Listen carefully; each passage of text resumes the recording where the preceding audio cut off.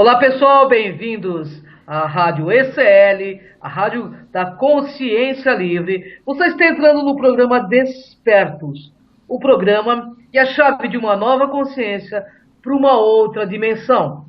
E hoje estamos aqui com Maria C. Pereda, ou MC Pereda, como é conhecido no mundo literário. Formada em Química, PhD em Farmacologia, pela Unicamp, autora da série de livros O Sol Negro, O Retorno das Sociedades Secretas do Vril, O Sol Negro, A Cidade Secreta do Vril. E o terceiro livro está em andamento. Tudo bem, Maria? Seja muito bem-vinda. Já é sócia remida do programa, né, Maria? Com certeza. Estamos sempre por aqui com novos assuntos ou com expansão de assuntos já falados para a gente poder ampliar e conhecer melhor, né? Então, vale uma introduçãozinha aqui. Obrigada pelo convite eterno e alô a todos que estiverem ouvindo. E vamos fazer uma introdução importante. Nós vamos falar apropriadamente do assunto, que é complexo, com uma visão mais científica do que qualquer outra coisa, que é o meu velho estilo, Dr. Spock, né? Que é vida após a morte. E para falar disso, de um assunto assim tão complexo e cheio de informações que tem que ser adicionadas para que se possa entender, torna-se quase impossível, nesse curto espaço de tempo de programa, a gente colocar e abordar tudo o que eu gostaria. Então, nós vamos falar alguns parâmetros e o que está mais ligado, digamos assim, à ciência, né?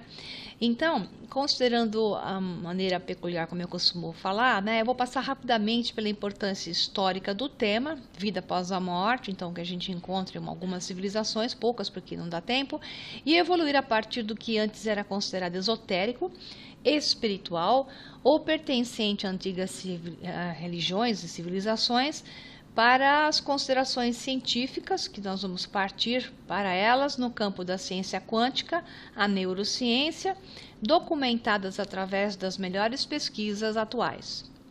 Maria, creio que o conceito de vida após a morte, mais conhecido, né, devido à beleza esotérica envolvida, era do Antigo Egito. Você poderia falar um pouco a respeito? Sim, para os antigos egípcios, a religião focava a imortalidade. Portanto, a vida futura ou pós-morte, ela era totalmente desejável. Isso pressupõe assim uma crença de que havia uma alma imortal que viveria após a morte do corpo físico, e essa alma, para nós, atualmente, é um conceito bastante complexo. Para eles era mais simples, né? A alma, para eles, era composta de partes diversas. Não existia apenas a forma física, sim, havia 8 partes imortais ou semidivinas que sobreviviam à morte.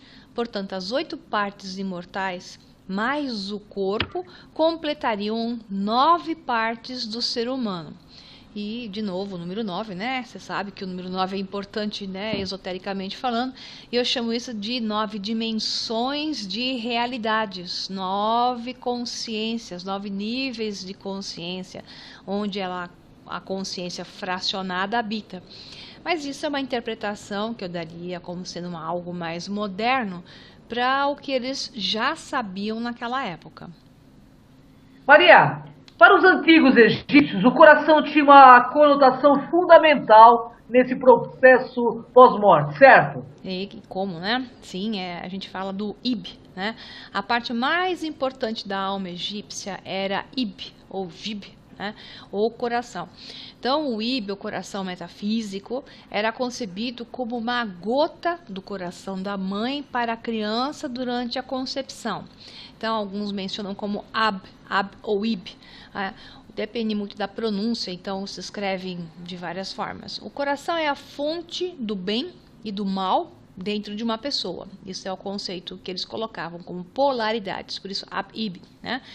É o caráter e o centro dos pensamentos que pode abandonar o corpo de acordo com a sua vontade e viver junto com os deuses após a morte, ou ser engolida por Amut, que é um ser, digamos assim, mais parecido como um cão, que está bem na imagem, quem estiver assistindo pelo filme, né? Que nós estamos fazendo um programa de rádio e colocando no YouTube. Quem estiver vendo o filme está vendo a imagem do deus Amut, que está do lado.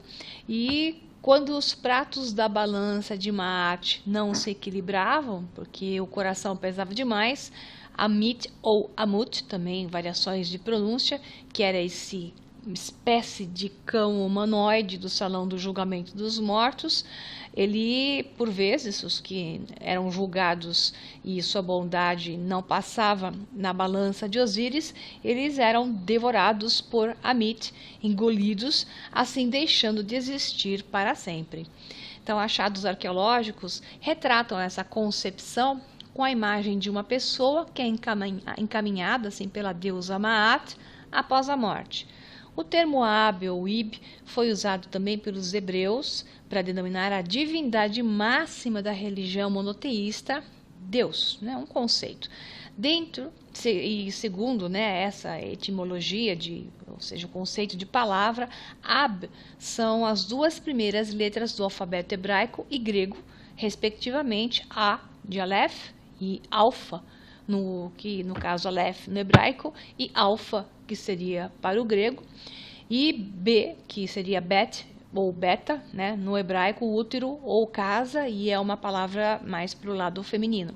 A união dessas palavras, ou letras, melhor dizendo, compõe a palavra alfabeto, por isso alfa e beta, ou a palavra em si, o conceito da palavra, que é o verbo, segundo que foi colocado na Bíblia. O próprio Deus até pode ser entendido assim, porque o verbo é o tudo, é aquele que pode realizar, que pode manifestar, então pode ser considerado como o próprio Deus, dentro de uma concepção hebraica, pai e mãe. Numa concepção egípcia, seria então o coração da deusa. Maria, o Ka, o Ba e o Ak são às vezes traduzidos como o duplo conceito, a alma e o espírito, mas isso não explica todas as nuances que estão implícitas nessas dominações. É difícil resumir tanta coisa, mas então a gente escolhe, né, um conceito mais fácil. Então, de forma assim, bem simples, vamos entender o Ka. Imagine que o Deus criador, o Kun, que tem uma cabeça de carneiro e chifres encaracolados, criou o Ka da pessoa quando criou essa pessoa em sua roda de oleiro. Então, o Ka então, passa a seguir a pessoa como uma sombra ou um duplo contexto da própria pessoa durante toda a vida. Mas quando a pessoa morre, o Ka retorna para a sua morada celeste. Então, os egípcios acreditavam que os animais, plantas, água e até as pedras, por exemplo, todos possuíam o seu Ka. O Ka humano até podia habitar uma planta enquanto a pessoa a quem ele pertencia dormia. Então, o Ka podia se manifestar como um fantasma para outras pessoas. Tanto fazia se a pessoa a quem ele pertencia estivesse viva ou estivesse morta. Podia até apavorar as pessoas que por acaso tivessem feito algum mal para o seu possuidor. Se, por exemplo, a família não tivesse feito as oferendas devidas, que era o conceito deles, né, para aquele que havia passado desta para outra. Então, esse Ka faminto e sedento, porque no seu túmulo não tinham o que comer, os assombraria até que eles corrigissem o seu erro. Por isso os egípcios faziam as oferendas de alimentos, né? Então, na vida diária, ao dar comida e bebida para alguém, os antigos egípcios costumavam usar a frase para o seu Ka, para desejar energia vital do Ka, que é um outro conceito também que se referem a ele de maneira simplista como sendo energia vital. E também nós temos o conceito do Ba. Então, o Ba podia assumir a forma que desejasse em geral, e ele se apresenta na forma de um pássaro com cabeça humana, que flutua em torno da tumba durante o dia, alimentando o falecido com água e comida. Por isso se desenha como sendo o Ba sobre a múmia, né, ou o sarcófago da múmia, geralmente na forma de um pássaro. Então, a função mais importante do Ba era tornar possível que o morto abandonasse a tumba para se reunir ao seu Ka, de modo que pudesse viver para sempre e se tornar a trindade, né? Agora o Ak, um ancestral. Então, o conceito de Ba era mais ligado ao corpo físico e não como alma ou espírito. Então, entra agora o terceiro conceito, que é o Ak. Então, que pode ser chamado também de Aku, Ku ou Iku. Tem várias formas de escrever, mas acho que o mais comum é o A-K-H, que é o Ak. é o resultado da união do Ba e do Ka. Então aqui temos o famoso triângulo, a trindade. É a parte imortal, o ser radiante. Quando ele se une como um todo, ele se torna imortal e radiante. Significa o intelecto, os desejos e intenções do falecido. O Ak se transfigura na morte e sobe aos céus para viver com os deuses entre as estrelas. Na China Antiga também havia o conceito da imortalidade, tanto que muitas múmias foram encontradas e as mais famosas são as do norte, sendo que centenas delas, louras, ruivas e de olhos claros, ao lado das pirâmides de Xi'an. Isso, as pirâmides de Xi'an. É que é difícil pronunciar isso porque é chinês, né? Pronúncia chinesa, ai, ai, ai. Mas é alguma coisa parecida com Xi'an, né? Pois é, não vai dar tempo de falar disso hoje, e o conceito, só essa história dos louros e ruivos na região da China ancestral, muito antes de Marco Polo, muito antes de qualquer, historicamente, relato de brancos europeus na China, daria uma longa história, porque a China, o norte da China é cheia de pirâmides, e de pirâmides enormes, muito parecida com pirâmides truncadas, pirâmides astecas, por sinal. Né? Mas, pegando carona com essas múmias caucasianas, que elas têm mais de 2.000 anos, podemos dizer que na China antiga acreditava-se que a morte era apenas um prolongamento da vida. Em vez de crer na salvação individual por si, os antigos chineses acreditavam que os mortos continuariam vivos na forma de espírito, iguais aos que eram na forma física. Assim, tal e qual os egípcios, eles colocavam provisões, escravos, servos em geral e até soldados eram encarcerados nos mausoléus daqueles que morreram para o uso após a morte. Então, nas dinastias mais antigas, morria todo mundo junto com o imperador. Depois eles começaram a fazer esses guerreiros de barro, né, e colocar representações digamos, do seu secto, e não mais matar todo mundo junto, né? Então, no Egito também isso aconteceu durante o período, e depois passaram a colocar, digamos, também as representações em menor proporção, não igual a da China, mas isso também foi uma prática constante. Você vê a equivalência das práticas, o que é muito interessante entre os dois, né? É verdade. Maria, a realidade envolve a sua consciência. O que o grande cientista Roberto Lanza tem a dizer sobre isso? Exatamente isso. Então, a realidade envolve sua consciência, e no dia a dia nós não estamos mensurando o mundo que estamos criando. Nós andamos por aí completamente inconscientes sobre o que realmente se passa, de onde as coisas surgem. Então, nós vamos falar de novo, né, do Robert Lanza e da teoria do biocentrismo, que é uma teoria moderna e incrível, e ele é um biólogo, médico, grande pesquisador das áreas das células-tronco, considerado um dos maiores gênios da atualidade. E essa teoria foi construída junto com o físico, precisava de um físico para poder associar a biologia e a física quântica, que é um físico e astrônomo, que é o Bob Behrman, que também é brilhante. Então, essa teoria está fazendo a ciência rever seus conceitos, pois eles uniram a ciência quântica, a biologia, ao apresentar a principal parte de suas ideias em seu livro, que é o biocentrismo, como a vida e a consciência são as chaves para entender a real natureza do universo. Em sua teoria, o universo surge da vida e não o contrário.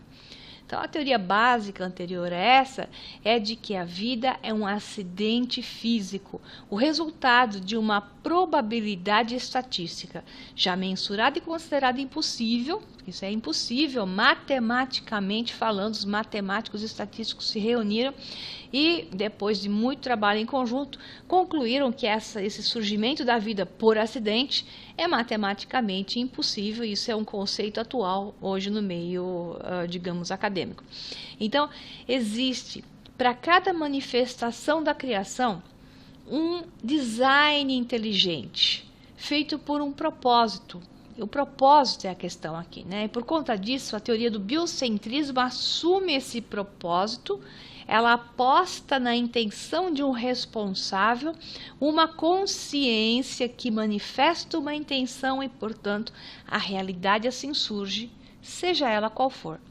Interessantemente, se a vida consciente é adicionada às mais importantes equações, podemos desvendar os mais indecifráveis enigmas da ciência, e isso é o centro da teoria do biocentrismo. Então é isso mesmo, realidade envolve sua consciência, a intenção divina. É, isso mesmo. Então, sem a consciência nas equações matemáticas, né? Não dá certo. Então, toda a matéria se mantém em um estado sem a consciência indeterminado de probabilidades não manifestas. Então, só a consciência faz com que as manifestações tenham um propósito. Então, todas as probabilidades existem em um estado não físico, mas somente se manifestam através de uma consciência ligada ao que se chama de vida. Então, a física quântica, ela associou o conceito da vida, né? E ela já provou ser uma ciência factível, a física quântica, quando ela realizou aquele famoso experimento da fenda dupla e confirmou que nenhuma partícula física se manifesta sem que um observador esteja presente naquele ponto específico onde é feita a sua leitura. Então, antes desse observador, ela é simplesmente parte do mundo das emanações. A partícula não existe, ela está no mundo das emanações, como se diz na Cabala. O termo mundo das emanações, na verdade, é bem cabalístico, né? Que significa o mundo invisível, mundo de pura energia para os físicos, seria até a energia escura, que não manifestou ainda a matéria como nós a conhecemos nesse nosso mundo. Então, tudo que você vê agora mesmo, né, o seu corpo, a sua casa, a sua cidade, é um processo ativo que está apenas acontecendo em sua mente. Tudo que você acredita estar aí fora é efetivamente uma construção que está acontecendo momento a momento em sua mente. A grande questão é que qualquer tipo de vida contém consciência em diferentes níveis de realidade e densidade. Mas não há nada na ciência que seja capaz de esclarecer como um grupo de moléculas decide ficar juntos e se manifestar em uma nova realidade, ou seja, como é que um grupo de células decide se transformar em um órgão e assim por diante, manifestando maiores graus de complexidade de consciência. Assim, o cérebro humano processa e cria um universo consciente de causa e efeito. A tentativa de esclarecer esse fato, né, tem que levar em conta como nossa presença, nossa existência faz com que o que vemos se manifeste em nós e ao nosso redor. Assim, chega-se à conclusão de que uma outra consciência não física gerou o eu físico e o eu físico cria o que ele julga ser o seu próprio universo físico. Então, como o Dr. Lanza realmente diz, né, o universo surge da vida e não o contrário, pois a vida é consciente, seja lá o nível de consciência a que nos referimos. Exato, né? Mas o biocentrismo ele não entra nesses pontos sobre quem ou o que é a consciência, dizendo apenas que é a vida que manifesta a realidade, para não sair de algo que pode ser mal e mal aceitado ou aceito como teoria científica. Então, se ele começar a dar nomes ao que ele chama de vida, vai complicar, né? Para que possamos ver o universo que nos rodeia, a vida cria padrões de inter-relação que que possam ser percebidos, por exemplo, na nossa dimensão de realidade, onde existem 3 coordenadas de espaço, que é a altura, largura e comprimento. Então, nessa dimensão de espaço, onde tem 3 coordenadas, a vida se manifesta dentro de estruturas geométricas, dentro de padrões matemáticos. Portanto, como dizia o Pitágoras, geometria e matemática é a linguagem de manifestação do Criador no universo. Portanto, é a forma pela qual a consciência da vida se manifesta nessa nossa dimensão. Nos mesmos padrões geométricos se repetem, né? Como a gente vê, esses mesmos padrões geométricos se repetem e por conta disso considera-se que o universo ele é holográfico, outra percepção do princípio consciente que vai criando formas de se espelhar e se multiplicar. Ok, Maria, estou começando a entender onde você quer chegar. Isso abre a discussão sobre a vida após a morte como outra criação da mente, certo? Bingo! Então, como acabamos de discutir, novas revelações no mundo da ciência consideram a realidade algo que parece sair dos livros e filmes de ficção científica. De certa forma, é por causa disso mesmo que eu escrevo uma série de livros dentro da ficção para trazer uma série de informações e buscar quebra de paradigmas através de uma história fictícia que tem muito de realidade nela, né? Então, como sabemos e aceitamos plenamente que a matéria, ou que julgamos ser matéria, é feito de 99% de espaço vazio, e que as partículas quânticas são pontos de dimensão zero, nós consideramos que no mundo quântico tudo é possível, como por exemplo as viagens espaciais. Então a ciência já provou que as partículas quânticas elas podem passar por paredes impenetráveis, porque na verdade elas não passam pelas paredes, né? Elas não atravessam as paredes, elas se transportam para o outro lado, desaparecendo deste lado e aparecendo do outro lado. Elas inclusive podem estar em 2 ou mais lugares ao mesmo tempo.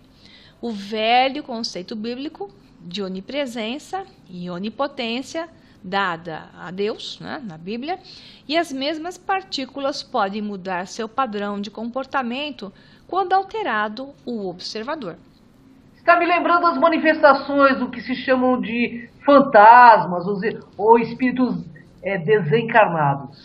Bom, tá tudo interligado, né? Os tais fantasmas são constituídos de partículas menos densas, mas ainda que menos densas, elas existem no mundo da matéria, elas têm massa ainda, já que os vemos de uma forma meio transparente, mas a gente os vê, né?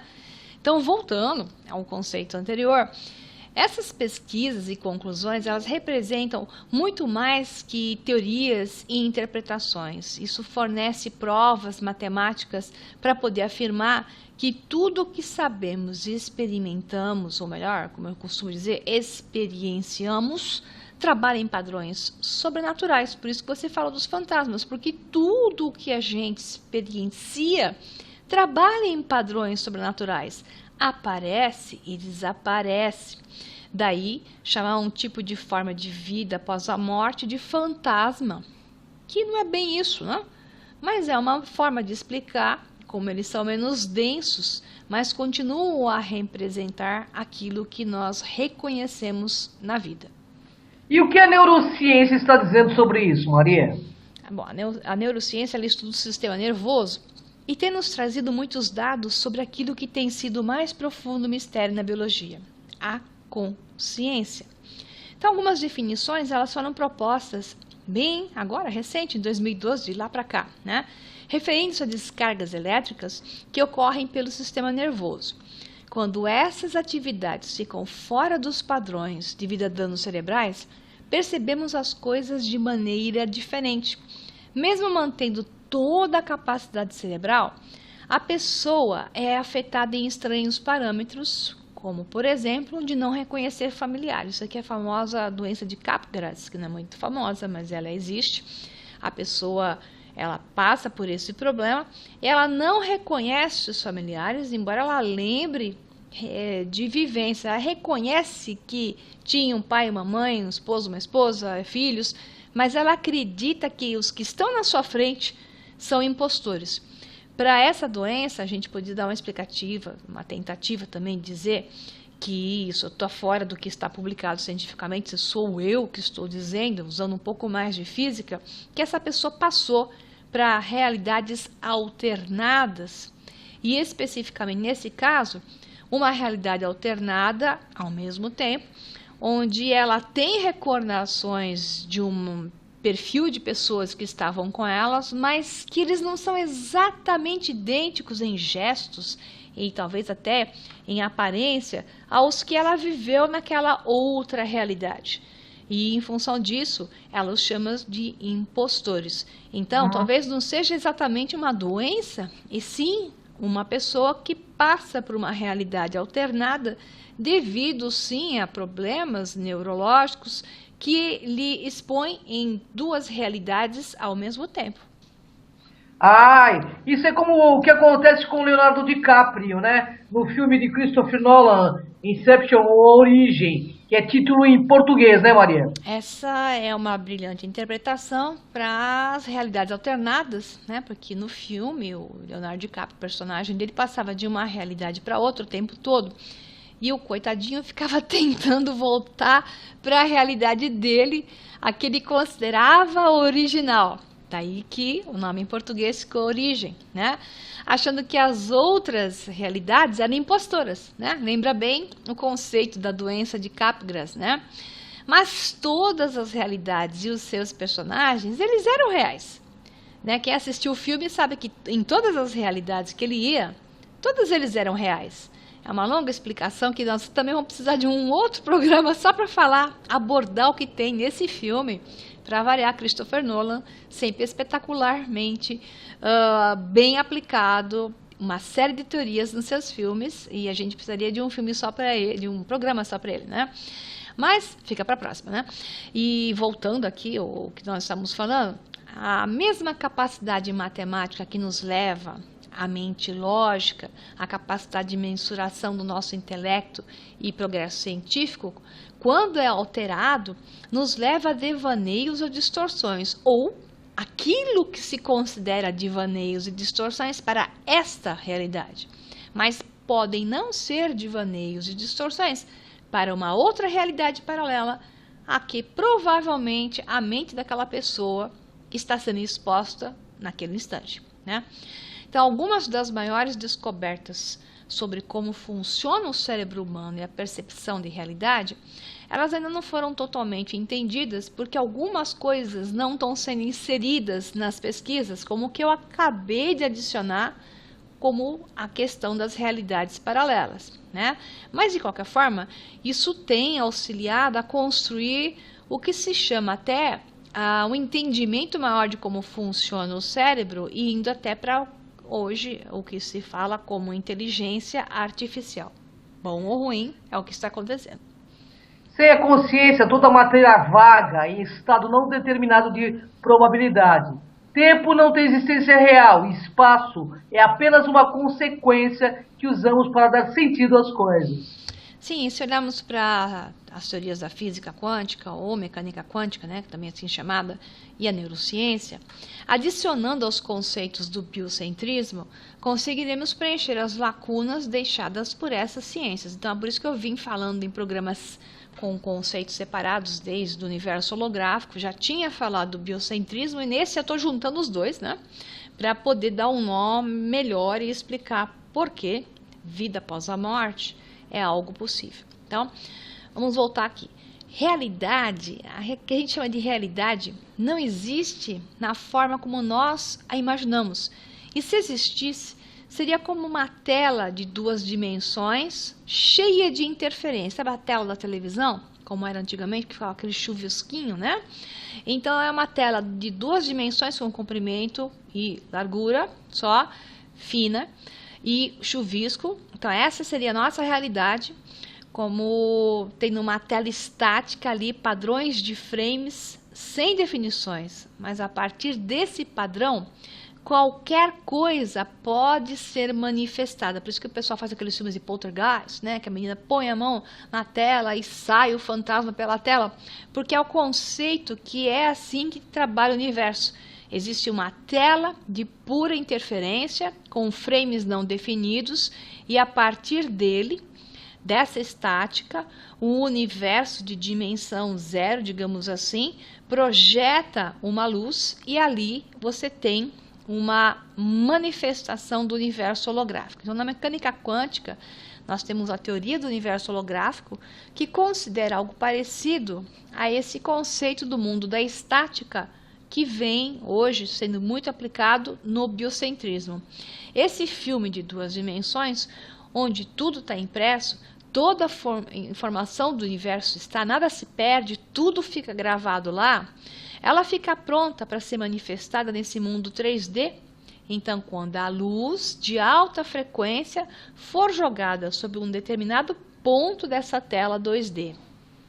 Então, um novo modelo de pensamento científico está surgindo. Ele irá transformar o mundo científico, mesmo que ainda resistam.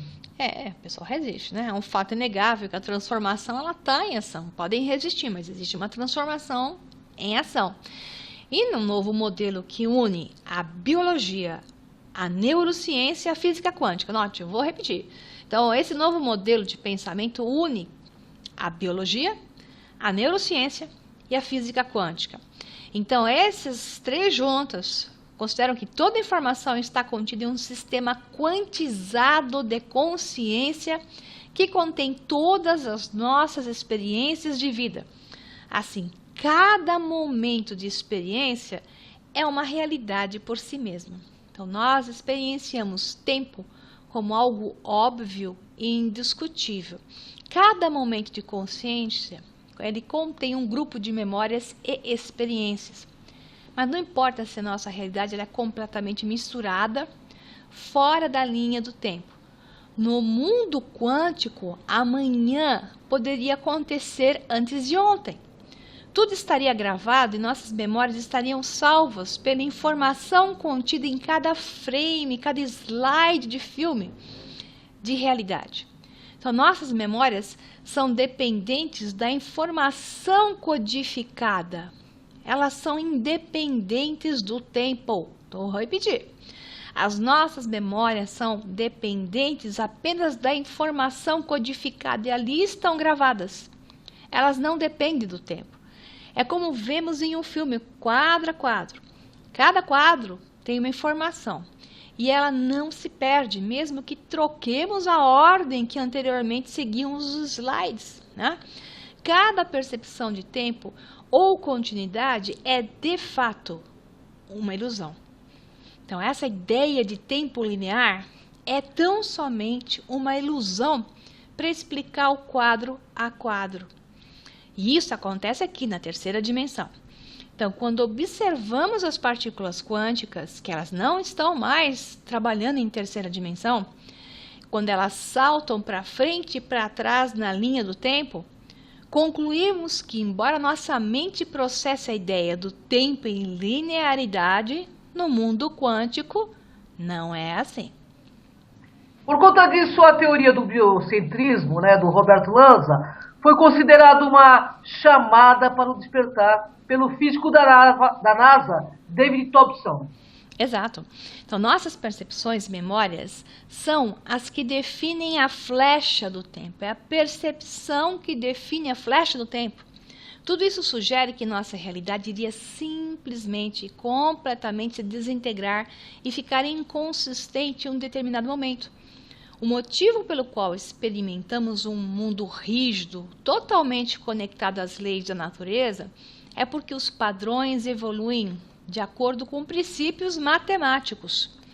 Desde que cada possível padrão pode existir no infinito, a única conexão entre dois eventos quânticos é a informação que surge. E a informação é independente do tempo, ok? Então, pequenas unidades de informação surgem primeiro e são mais comuns e, consequentemente, as leis às quais estamos sujeitos naturalmente conectam esses padrões. E a realidade, assim, começa a se manifestar. É como ir montando um quebra-cabeça, ou melhor, é como ir montando um Lego. Você vai tendo peças quânticas que vão montando um Lego. Então, sobra o quê? O conceito da matemática. Porque o Lego é montado num conceito matemático e geométrico. É assim que funciona o nosso mundo. Como quando surgem as partículas essenciais e com elas se formam as moléculas, e as moléculas formam substâncias, sempre presas a modelos matemáticos, aparentemente em linha de tempo, para explicar o crescimento da montagem. É como representação da árvore da vida. Padrões podem ser encontrados em qualquer tipo de caos. A realidade, como a conhecemos, evolui de específicos braços ligados ao tronco central, representando um tema e suas variantes, Exatamente, uma bela figura de linguagem presente em muitas culturas, aquela história da árvore da vida, né? Então, o que doenças cerebrais que causam a distorção da realidade, gerando uma nova interpretação, essas como a doença de Capgras, que a gente mencionou que a pessoa não reconhece seus parentes como sendo eles os originais, são impostores, né? O que essas pesquisas têm nos mostrado é que temos uma incrível habilidade de racionalizar o que encontramos em nossa realidade, aquilo que nos parece estranho, buscando uma nova interpretação. Então, eu não estou me familiarizando com esses parentes, então eu vou buscar uma interpretação, eu vou chamá-los de impostores. Mas isso também é uma interpretação, ok?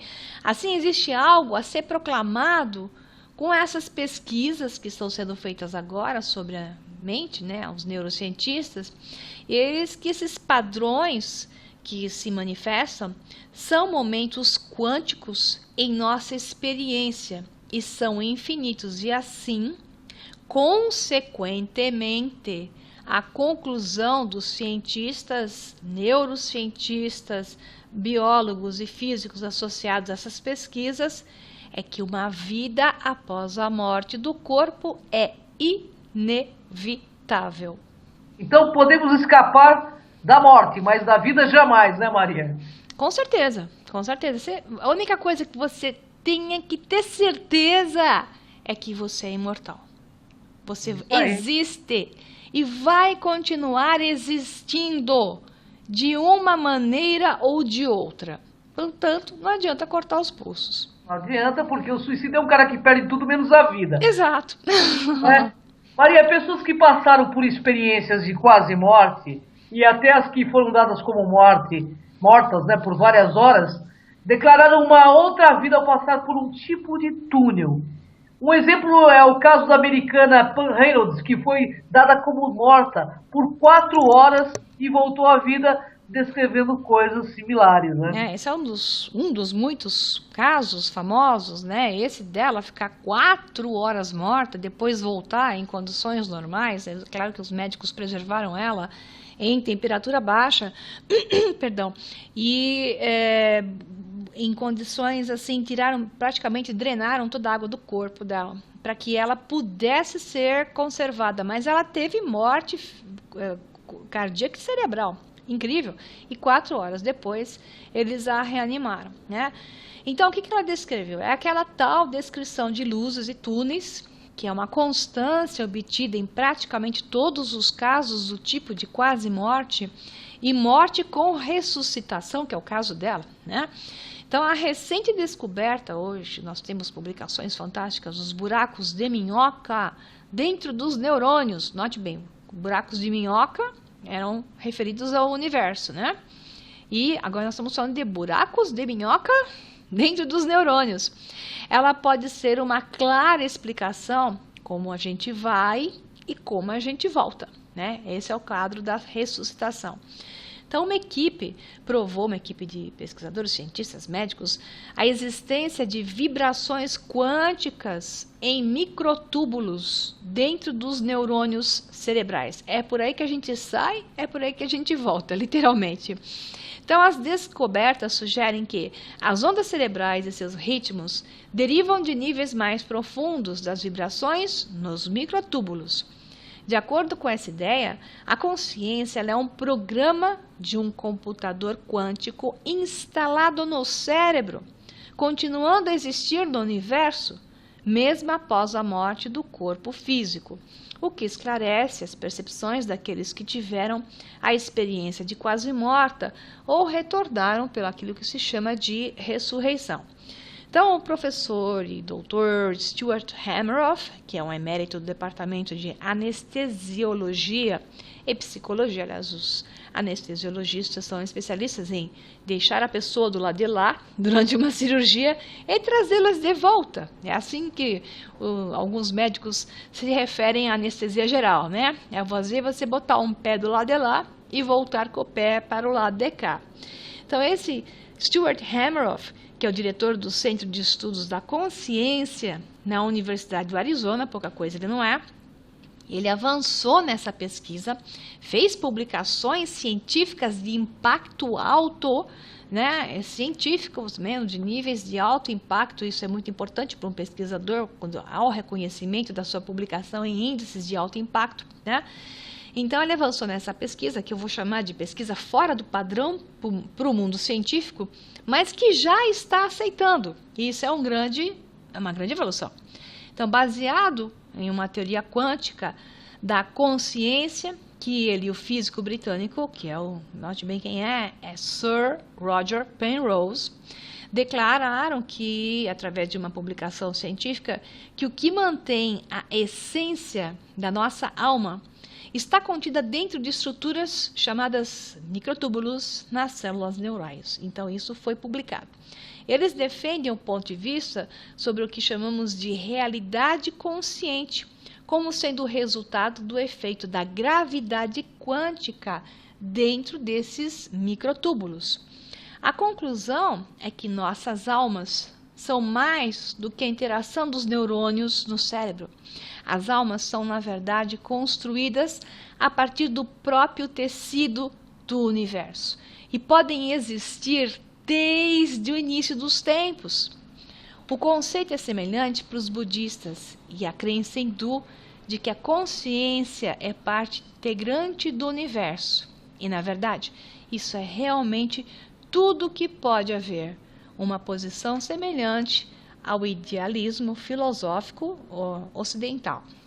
Então, em relação a isso, com essas crenças, e o que o Dr. Hameroff mantém, que em uma experiência de quase morte, os microtúbulos perdem esse estado quântico, mas a informação dentro deles não é destruída. Então, esse estado quântico dentro dos microtúbulos é similar àquilo que eu expliquei no programa Desperto, que nós falamos sobre o interestelar, que é aquele momento da singularidade da formação daquela estrutura da caixa em 4 dimensões, onde ele consegue falar com a filha. Então, esse momento de singularidade é esse estado quântico dos microtúbulos, onde a existência sai da linearidade do tempo e se comunica com tudo e com todos ao mesmo tempo, porque ela simplesmente passa para um estado de existência maior. Então, em vez de ela estar presa aqui, ela apenas deixa o corpo e retorna para o cosmos. Isso é lindo, né? Um pesquisador, grupo científico publicando isso, nossa, é mais do que uma comprovação de que o conceito agora pode ser criado de vida após a morte, está sendo criado pelos cientistas e logo vão existir provas indiscutíveis, né? Então, veja bem, se o paciente ele é reanimado, revivido após ter dado a morte, como aconteceu com o caso que nós contamos, essa informação quântica, ela pode voltar para os microtúbulos e o paciente, então, revivido, diz: eu tive uma experiência de quase morte. Maria, eu acho que os egípcios já sabiam disso. Então, quer dizer que se a pessoa morreu mesmo há tanto tempo, pode ser trazida de volta e viver novamente em outro corpo? Cris, esse é um assunto que nós vamos ter que fazer uma longa explanação. Nossa, aí nossa. E nós vamos ter que montar um outro programa só para abordar isso da maneira adequada. Mas eu vou tentar dar uma chamadinha rápida aqui, né? Pois é. Acho que o que você acabou de dizer, né, acontece e é apresentado no filme que a gente fez uma resenha, né, com bastante spoiler, chamado O Destino de Júpiter. Nós fizemos um programa de expertos. Quem não assistiu, assista a nossa resenha, a nossa avaliação sobre todo o esoterismo e muito mais do que isso dentro do Destino de Júpiter, que no filme mostra que uma pessoa, a essência dela, a sua alma, ela renasce quando a informação da assinatura frequencial dada pela característica genética que volta a se manifestar, esta informação volta a ser incorporada na Terra e ela continua vivendo. Isso é a mesma coisa que a gente vê no filme Avatar, que é uma transferência de alma de um corpo que geneticamente tem a mesma assinatura frequencial. Então, tanto no filme Avatar como no filme Destino de Júpiter, não deixa de lembrar o conceito que os próprios egípcios estavam sempre seguindo ao preservar o corpo e crer que eles poderiam renascer novamente aquela mesma pessoa. Preservava-se o corpo no conceito que geneticamente, quando na verdade essa informação genética volta a se manifestar, alguém com o mesmo imprint genético vem à Terra, aquela mesma alma poder-se-ia manifestar também. Caramba, hein, Maria? Isso vai precisar de mais um programa para que possamos explicar direito, hein? Precisa explicar melhor esse negócio, né? E como já o tempo está bem andado e a gente não tem mais tempo para isso, então fica para um próximo a gente expandir isso aqui e melhorar mais e mais. Então segue os meus contatos para quem quiser entrar ainda em contato comigo depois disso e não está bravo com seus paradigmas religiosos ou até filosóficos, né? E conseguiu ampliar um pouco mais o conceito do que aparentemente somos nós aqui na Terra, seja lá o que for a Terra, seja lá o que for que sejamos nós, né? Então, meus contatos são mais fáceis para conhecer meu trabalho através da página da internet, que é o www.solnegro.com.br, a página do Facebook, que é só buscar o Sol Negro _livro, e no YouTube, que é o canal, tudo junto, o Sol Negro 11. Muito obrigada a vocês, obrigada a Cris, obrigada a todos os que Maria, uma honra estão ouvindo. Contigo. E eu espero outros programas para você esclarecer tudo isso para o nosso internauta e para mim também, né? Você viu agora como teaser. Você deixou muitos questionamentos pairando no ar aqui, né, Maria? Mas a gente pode ampliar e muito bem, fica tranquila. Vamos sim, Maria. Gratidão pela presença. Sempre uma honra estar contigo, Maria. Gratidão, internautas. Até o próximo Despertos.